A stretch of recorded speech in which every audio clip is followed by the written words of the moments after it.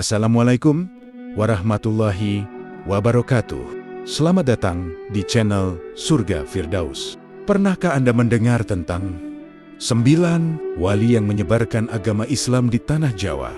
Mereka dikenal sebagai Wali Songo, sosok-sosok mulia yang dengan penuh hikmah dan kebijaksanaan membawa cahaya Islam ke Nusantara. Di video kali ini, kita akan menggali lebih dalam tentang peran, perjuangan, dan kisah inspiratif dari masing-masing Wali Songo.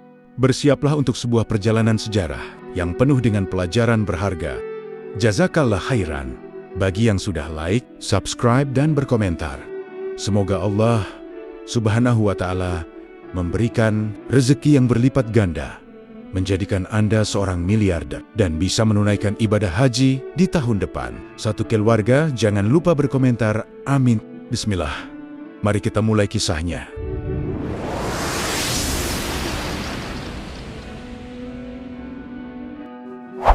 Wali Songo berarti 9 orang wali. Mereka adalah Maulana Malik Ibrahim, Sunan Ampel, Sunan Giri, Sunan Bonang, Sunan Derajat, Sunan Kalijaga, Sunan Kudus, Sunan Muria, serta Sunan Gunung Jati. Mereka tidak hidup pada saat yang persis bersamaan. Namun, satu sama lain mempunyai keterkaitan erat, bila tidak dalam ikatan darah, juga dalam hubungan guru-murid. Maulana Malik Ibrahim yang tertua, Sunan Ampel, anak Maulana Malik Ibrahim. Sunan Giri adalah keponakan Maulana Malik Ibrahim, yang berarti juga sepupu. Sunan Ampel, Sunan Bonang, dan Sunan Derajat adalah anak Sunan Ampel. Sunan Kalijaga merupakan sahabat sekaligus murid Sunan Bonang. Sunan Muria, anak Sunan Kalijaga. Sunan Kudus, murid Sunan Kalijaga. Sunan Gunung Jati adalah sahabat para sunan lain, kecuali Maulana Malik Ibrahim yang lebih dahulu meninggal. Mereka tinggal di pantai utara Jawa dari awal abad 15 hingga pertengahan abad 16 di 3 wilayah penting, yakni Surabaya, Gresik, Lamongan di Jawa Timur, Demak, Kudus, Muria di Jawa Tengah, serta Cirebon di Jawa Barat. Mereka adalah para intelektual yang menjadi pembaharu masyarakat pada masanya. Mereka mengenalkan berbagai bentuk peradaban baru, mulai dari kesehatan, bercocok tanam, niaga, kebudayaan dan kesenian, kemasyarakatan, hingga pemerintahan. Pesantren Ampel, Denta, dan Giri adalah 2 institusi pendidikan paling penting di masa itu. Dari Giri, peradaban Islam berkembang ke seluruh wilayah timur Nusantara. Sunan Giri dan Sunan Gunung Jati bukan hanya ulama, namun juga pemimpin pemerintahan. Sunan Giri Bonang, Kalijaga, dan Kudus adalah kreator karya seni yang pengaruhnya masih terasa hingga sekarang. Sedangkan Sunan Muria adalah pendamping sejati kaum jelata. Era Wali Songo adalah era berakhirnya dominasi Hindu-Buddha dalam budaya Nusantara untuk digantikan dengan kebudayaan Islam. Mereka adalah simbol penyebaran Islam di Indonesia, khususnya di Jawa. Tentu banyak tokoh lain yang juga berperan. Namun peranan mereka yang sangat besar dalam mendirikan kerajaan Islam di Jawa, juga pengaruhnya terhadap kebudayaan masyarakat secara luas, serta dakwah secara langsung, membuat 9 wali ini lebih banyak disebut dibanding yang lain. Masing-masing tokoh tersebut mempunyai peran yang unik dalam penyebaran Islam, mulai dari Maulana Malik Ibrahim yang menempatkan diri sebagai tabib bagi kerajaan Hindu Majapahit, Sunan Giri yang disebut para kolonialis sebagai paus dari timur, hingga Sunan Kalijaga yang mencipta karya kesenian dengan menggunakan nuansa yang dapat dipahami masyarakat Jawa, yakni nuansa Hindu dan Buddha. Berikut kita bahas satu persatu. Maulana Malik Ibrahim.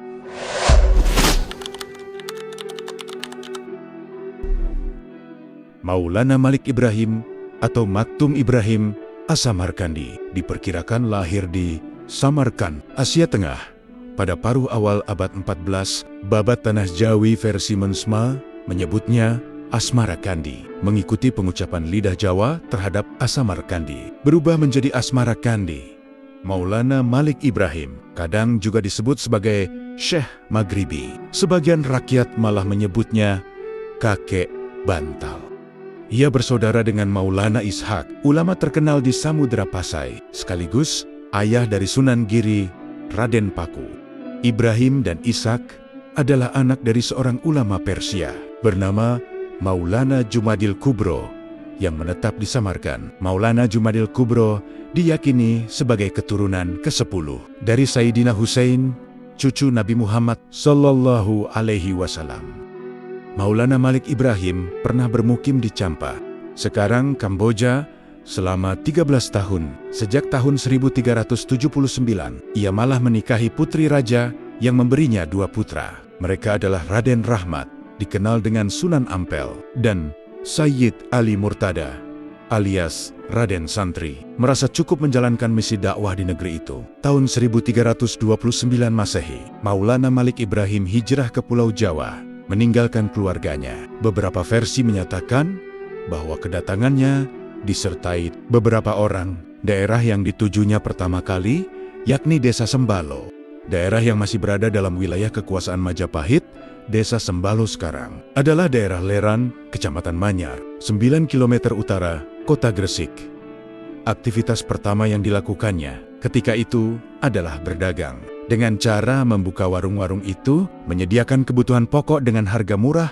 Selain itu, secara khusus, Malik Ibrahim juga menyediakan diri untuk mengobati masyarakat secara gratis sebagai tabib. Kabarnya ia pernah diundang untuk mengobati istri raja yang berasal dari Champa. Besar kemungkinan permaisuri tersebut masih kerabat istrinya. Kakek Bantal juga mengajarkan cara-cara baru bercocok tanam. Ia merangkul masyarakat bawah, kasta yang disisihkan dalam Hindu. Maka sempurnalah misi pertamanya, yaitu mencari tempat di hati masyarakat sekitar yang ketika itu tengah dilanda krisis ekonomi dan perang saudara. Selesai membangun dan menata pondokan tempat belajar agama di Leran. Tahun 1419 Masehi, Maulana Malik Ibrahim wafat. Makamnya kini terdapat di Kampung Gapura, Gresik, Jawa Timur. Kedua, Sunan Ampel. Ia putra tertua Maulana Malik Ibrahim menurut Babat Tanah Jawi dan silsilah Sunan Kudus. Di masa kecilnya ia dikenal dengan nama Raden Rahmat. Ia lahir di Champa pada 1411 Masehi. Nama Ampel sendiri diidentikan dengan nama tempat di mana ia lama bermukim, di daerah Ampel atau Ampel Denta, wilayah yang kini menjadi bagian dari Surabaya, kota Wonokromo sekarang. Beberapa versi menyatakan bahwa Sunan Ampel masuk ke Pulau Jawa pada 1443 Masehi bersama Said Ali Murtado, sang adik, tahun 1440 sebelum ke Jawa. Mereka singgah dulu di Palembang. Setelah 3 tahun di Palembang, kemudian ia melabuh ke daerah Gresik. Dilanjutkan pergi ke Majapahit, menemui bibinya, seorang putri dari Champa bernama Dwarawati, yang dipersunting salah seorang raja Majapahit beragama Hindu bergelar Prabu Sri Kertawijaya. Sunan Ampel menikah dengan putri seorang adipati di Tuban. Dari perkawinannya itu, ia dikaruniai beberapa putra dan putri. Di antaranya, yang menjadi penerusnya adalah Sunan Bonang dan Sunan Derajat.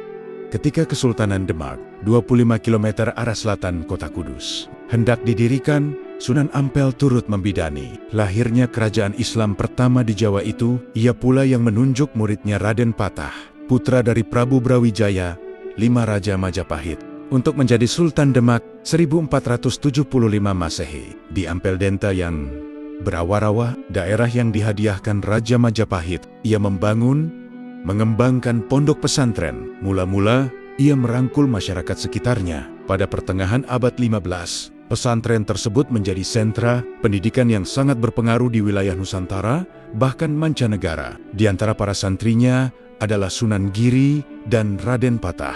Para santri tersebut kemudian disebarnya untuk berdakwah ke berbagai pelosok Jawa dan Madura. Sunan Ampel menganut fikih mazhab Hanafi. Namun, pada para santrinya, ia hanya memberikan pengajaran sederhana yang menekankan pada penanaman akidah dan ibadah. Dialah yang mengenalkan istilah molimo, moh main, moh ngombe, moh maling, moh madat, moh madon, yakni seruan untuk tidak berjudi, tidak minum minuman keras, tidak mencuri, tidak menggunakan narkotik, dan tidak berzina. Sunan Ampel diperkirakan wafat pada tahun 1481 Masehi di Demak dan dimakamkan di sebelah barat Masjid Ampel, Surabaya sana. Ketiga, Sunan Giri. Ia memiliki nama kecil Raden Paku, alias Muhammad Ainul Yakin. Sunan Giri lahir di Blambangan, kini Banyuwangi, pada 1442 Masehi. Ada juga yang menyebutnya Jaka Samudra, sebuah nama yang dikaitkan dengan masa kecilnya yang pernah dibuang oleh keluarga ibunya, seorang putri Raja Blambangan bernama Dewi Sekardadu. Ke laut Raden Paku kemudian dipungut anak oleh Nyai Semboja. Babat Tanah Jawi, versi Mensma. Ayahnya adalah Maulana Ishak, saudara sekandung Maulana Malik Ibrahim. Maulana Ishak berhasil mengislamkan istrinya, tapi gagal mengislamkan sang mertua. Oleh karena itulah, ia meninggalkan keluarga istrinya, berkelana hingga ke Samudra Pasai. Sunan Giri kecil menuntut ilmu di pesantren misannya, Sunan Ampel, tempat di mana Raden Patah juga belajar. Ia sempat berkelana ke Malaka dan Pasai. Setelah merasa cukup ilmu, ia membuka pesantren di daerah perbukitan desa Sidomukti, selatan Gresik. Dalam bahasa Jawa, bukit adalah giri, maka ia dijuluki Sunan Giri. Pesantrennya tak hanya dipergunakan sebagai tempat pendidikan dalam arti sempit, namun juga sebagai pusat pengembangan masyarakat. Raja Majapahit konon karena khawatir Sunan Giri mencetuskan pemberontakan, memberi keleluasaan padanya untuk mengatur pemerintahan. Maka pesantren itu pun berkembang menjadi salah satu pusat kekuasaan yang disebut Giri Kedaton. Sebagai pemimpin pemerintahan, Sunan Giri juga disebut sebagai Prabu Satmata. Giri Kedaton tumbuh menjadi pusat politik yang penting di Jawa. Waktu itu, ketika Raden Patah melepaskan diri dari Majapahit, Sunan Giri malah bertindak sebagai penasihat dan panglima militer Kesultanan Demak. Hal tersebut tercatat dalam Babat Demak. Selanjutnya, Demak tak lepas dari pengaruh Sunan Giri. Ia diakui juga sebagai mufti, pemimpin tertinggi keagamaan setanah Jawa. Giri Kedaton bertahan hingga 200 tahun. Salah seorang penerusnya, Pangeran Singosari, dikenal sebagai tokoh paling gigih menentang kolusi Fok dan Amangkurat II pada abad 18. Para santri pesantren Giri juga dikenal sebagai penyebar Islam yang gigih ke berbagai pulau seperti Bawean Kangean, Madura Haruku Ternate, hingga Nusa Tenggara. Penyebar Islam ke Sulawesi Selatan, Datuk Kribandang dan dua sahabatnya adalah murid Sunan Giri yang berasal dari Minangkabau. Dalam keagamaan, ia dikenal karena pengetahuannya yang luas dalam ilmu fikih. Orang-orang pun menyebutnya sebagai Sultan Abdul Fakih. Ia juga pencipta karya seni yang luar biasa. Permainan anak seperti jelungan jamuran, lir-ilir, dan cublak suweng disebut sebagai kreasi Sunan Giri. Demikian pula gending, asmaradana, dan pucung lagi bernuansa Jawa, namun syarat dengan ajaran Islam.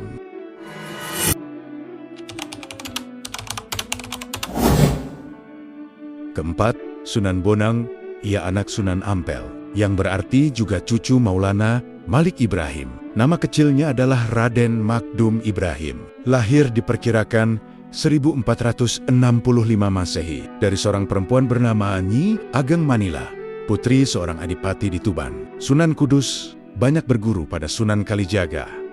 Kemudian ia berkelana ke berbagai daerah tandus di Jawa Tengah, seperti Sragen, Simo, hingga Gunung Kidul. Cara berdakwahnya pun meniru pendekatan Sunan Kalijaga, sangat toleran pada budaya setempat. Cara penyampaiannya bahkan lebih halus.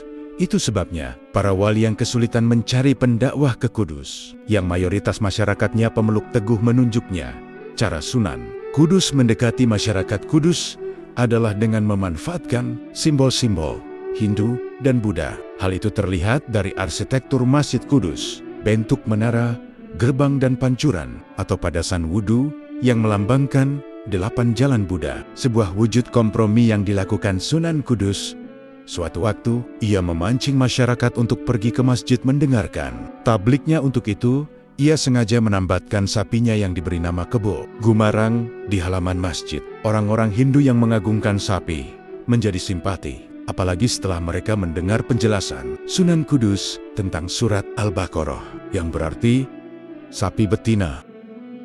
Sampai sekarang, sebagian masyarakat tradisional Kudus masih menolak untuk menyembelih sapi. Sunan Kudus juga mengubah cerita-cerita Ketahui, dan kisah tersebut disusunnya secara berseri, sehingga masyarakat tertarik untuk mengikuti kelanjutannya. Sebuah pendekatan yang tampaknya mengadopsi cerita 111 malam dari masa kekhalifahan Abbasiyah. Dengan begitulah Sunan Kudus mengikat masyarakatnya, bukan hanya berdakwah seperti itu yang dilakukan Sunan Kudus. Sebagaimana ayahnya, ia juga pernah menjadi panglima perang Kesultanan Demak. Ia ikut bertempur saat Demak, di bawah kepemimpinan Sultan Prawata, bertempur melawan Adipati Jipang, Arya Penangsang.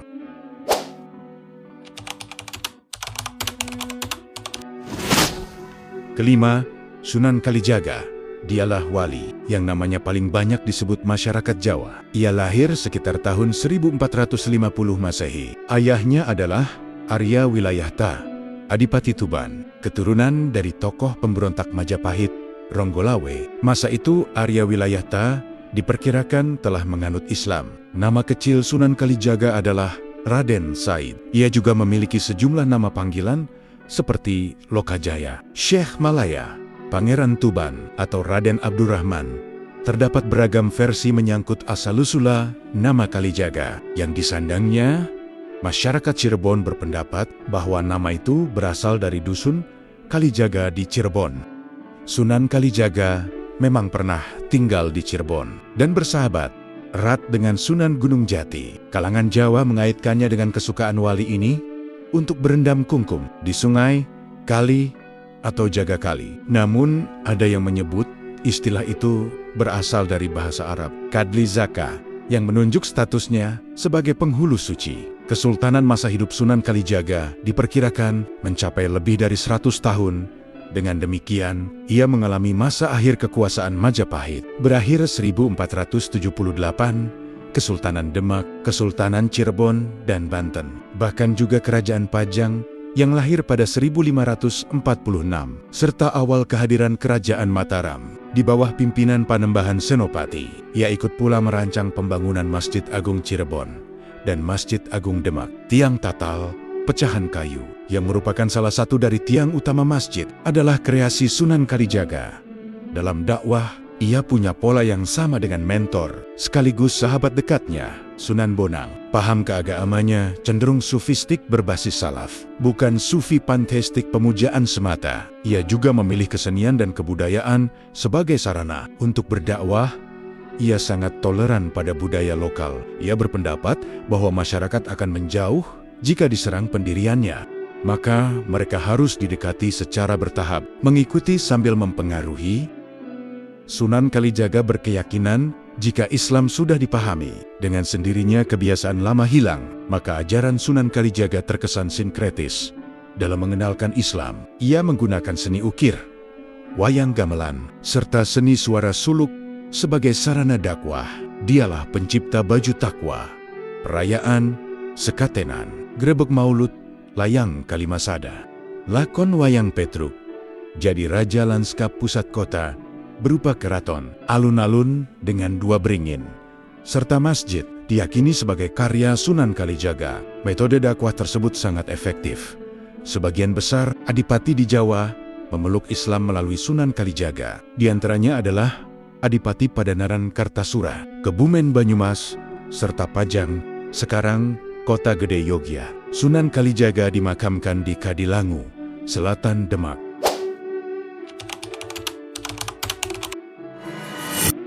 Part ke-6, Sunan Gunung Jati. Banyak kisah tak masuk akal yang dikaitkan dengan Sunan Gunung Jati. Di antaranya adalah bahwa ia pernah mengalami perjalanan spiritual seperti Isra Mi'raj, lalu bertemu Rasulullah SAW, bertemu Nabi Khidir, dan menerima wasiat Nabi Sulaiman alaihissalam. Babat Cirebon, naskah klien, halaman 22, semua itu hanya mengisyaratkan kekaguman masyarakat masa itu pada Sunan Gunung Jati. Sunan Gunung Jati atau Syarif Hidayatullah diperkirakan lahir sekitar tahun 1488 Masehi. Ibunya adalah Nyai Rara Santang, putri dari Raja Pajajaran Raden Manah Rarasa. Sedangkan ayahnya adalah Sultan Syarif Abdullah Maulana Huda, pembesar Mesir keturunan Bani Hashim. Dari Palestina, Syarif Hidayatullah, mendalami ilmu agama Syekh berusia 14 tahun dari para ulama Mesir. Ia sempat berkelana ke berbagai negara. Menyusul berdirinya Kesultanan Bintoro, Demak, dan atas restu kalangan ulama lain, ia mendirikan Kesultanan Cirebon yang juga dikenal sebagai Kesultanan Pakungwati. Dengan demikian, Sunan Gunung Jati adalah satu-satunya Wali Songo yang memimpin pemerintahan. Sunan Gunung Jati memanfaatkan pengaruhnya sebagai putra Raja Pajajaran untuk menyebarkan Islam dari pesisir Cirebon ke pedalaman Pasundan atau Priangan dalam berdakwah. Ia menganut kecenderungan Timur Tengah yang lugas. Namun, ia juga mendekati rakyat dengan membangun infrastruktur berupa jalan-jalan yang menghubungkan antar wilayah. Bersama putranya, Maulana Hasanuddin, Sunan Gunung Jati juga melakukan ekspedisi ke Banten. Penguasa setempat, Pucuk Umum, menyerahkan sukarela penguasaan wilayah Banten tersebut yang kemudian menjadi cikal bakal Kesultanan Banten. Pada usia 89 tahun, Sunan Gunung Jati mundur dari jabatannya untuk hanya menekuni dakwah. Kekuasaan itu diserahkannya kepada Pangeran Pasarean. Pada 1568 Masehi, Sunan Gunung Jati wafat dalam usia 120 tahun di Cirebon, jika dulu disebut Karbon. Ia dimakamkan di daerah Gunung Sembung, Gunung Jati, sekitar 15 km sebelum kota Cirebon dari arah barat. Ketujuh, Sunan Derajat, nama kecilnya Raden Kosim. Ia anak Sunan Ampel. Dengan demikian, ia bersaudara dengan Sunan Bonang.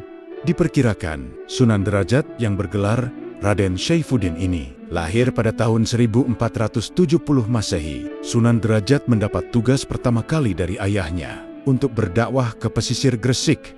Melalui laut, ia kemudian terdampar di Dusun Jelok, pesisir Banjarwati atau Lamongan sekarang. Tapi setahun berikutnya, Sunan Derajat berpindah 1 kilometer ke selatan dan mendirikan padepokan santri dalam Duur yang kini bernama Desa Derajat Paciran, Lamongan, dalam pengajaran tauhid dan akidah. Sunan Derajat mengambil cara ayahnya, langsung dan tidak banyak mendekati budaya lokal. Meskipun demikian, cara penyampaiannya mengadaptasi cara berkesenian yang dilakukan Sunan Muria, terutama seni suluk. Maka ia menggubah sejumlah suluk. Di antaranya adalah suluk petuah, berilah tongkat pada si buta, beri makan pada yang lapar, beri pakaian pada yang telanjang. Sunan Derajat juga dikenal sebagai seorang bersahaja yang suka menolong. Di pondok pesantrennya, ia banyak mendidik anak-anak yatim piatu dan fakir miskin. Kedelapan, Sunan Kudus. Nama kecilnya Ja'far Syadid. Ia putra pasangan Sunan Ngudung dan Syarifah, adik Sunan Bonang, anak Nyi Ageng Malokat. Disebutkan bahwa Sunan Ngudung adalah salah seorang putra sultan di Mesir yang berkelana hingga di Jawa.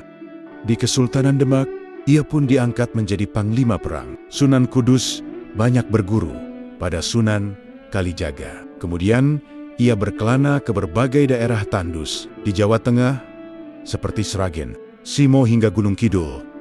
Cara berdakwahnya pun meniru pendekatan Sunan Kalijaga, sangat toleran pada budaya setempat. Cara penyampaiannya bahkan lebih halus.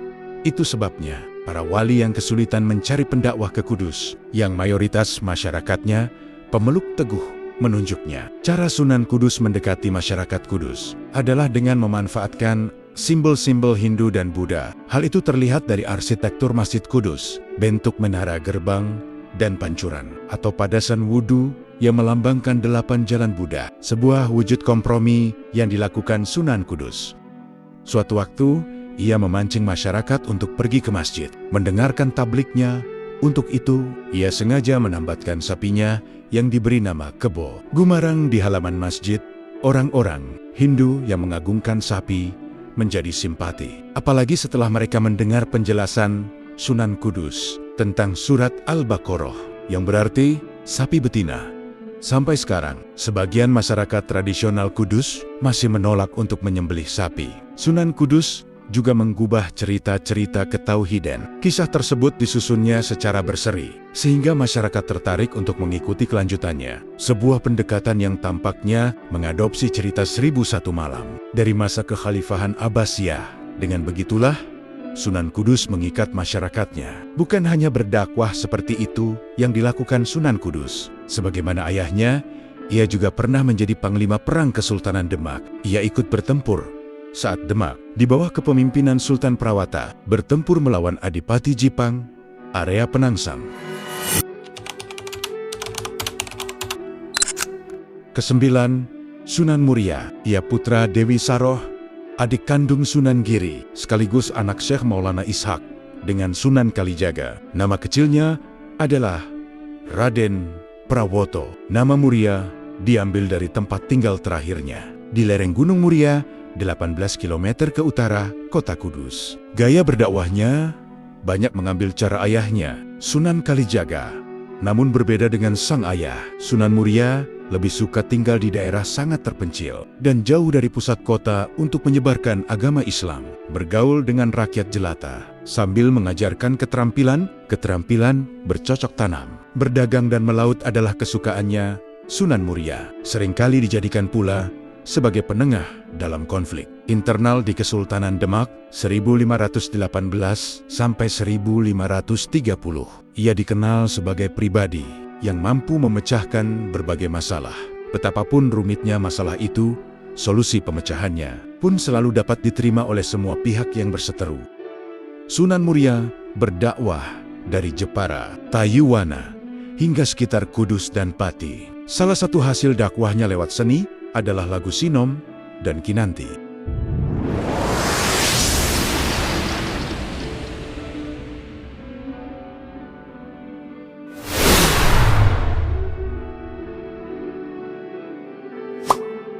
Terima kasih telah menyaksikan video ini. Semoga kisah para Wali Songo memberikan kita inspirasi dan kebijaksanaan dalam menjalani kehidupan sehari-hari. Jangan lupa untuk like, berkomentar, dan membagikan video ini agar semakin banyak orang dapat belajar dari sejarah Islam di Indonesia. Sampai jumpa di video selanjutnya. Wassalamualaikum warahmatullahi wabarakatuh.